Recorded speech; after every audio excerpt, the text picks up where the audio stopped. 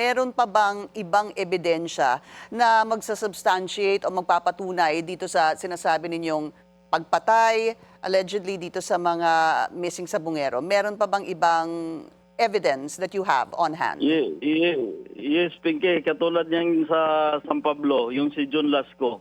Buti na lang, yung USB na yon na binigay sa akin ng isang kernel na sinabi ni Mr. Atong ang sa akin na sunugin mo, pero napag-isip ako at tinabi ko talaga yon.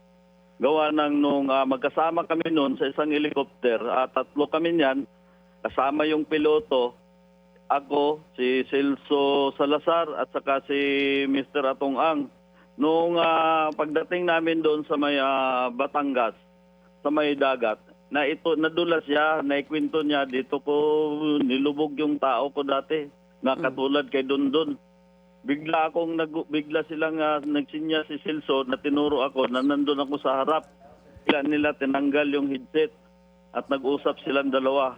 Doon ako nakapag-isip, pag marami na pala talagang alam, pinaliligpit na pala ni Mr. Atong Ang.